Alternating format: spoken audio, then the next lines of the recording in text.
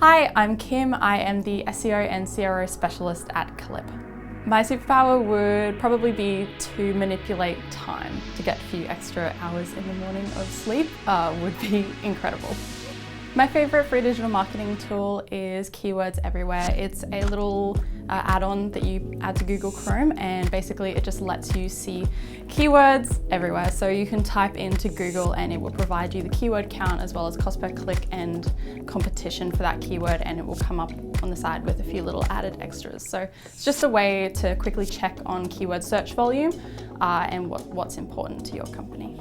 SEO stands for search engine optimization. It's basically manipulating a number of different factors that search engines such as Google deem as being important. It's about making your site better and appear better to Google so that you're more likely to show up for certain search terms. So if someone was to search for dog sitter Brisbane, you're more likely to show up for that search term because you have done a number of different things to your site that have made that site look a lot more attractive to Google.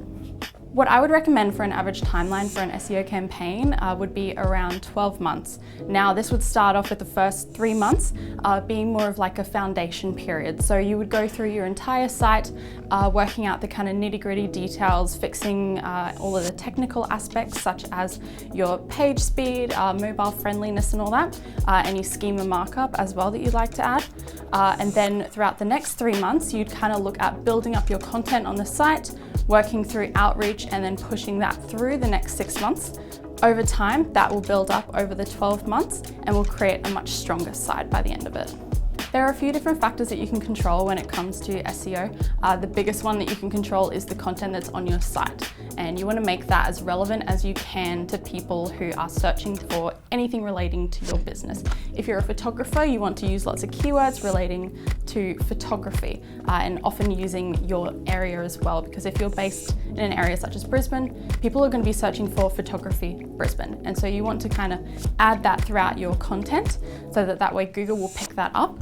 And that's just a really, really easy way to make sure that Google is viewing your site as being more relevant. There are a few other technical factors that you can manipulate as well. These are things such as schema markup, your page speed, if your site is mobile friendly, and you can also change your meta titles and descriptions on your website so that can improve your click-through rate, because people will view your search result as being more important than other people or more relevant to their search term. Schema markup is really important because it's a little added extra that you can add to your website that really helps Google to understand what your website is about. So it's extra code that's often written in JSON or microdata that gets added to your website.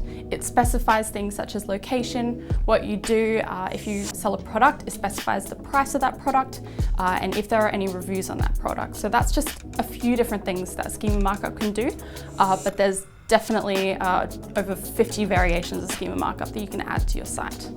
For your content strategy, basing that around SEO is a great idea because you don't want to be just writing a bunch of content because you think it's a good idea to put out. You want to be writing content that aligns with what people are searching for, because that's going to make it much more likely that people will actually find what you're putting out and read your article and then get in touch if they're interested in your product or service. So you can use a number of SEO tools to run reports, but in terms of the free ones that are easily accessible, you can look at using Google Analytics, Google Search Console, and also the free version of SEMrush provides a lot of really great details as well.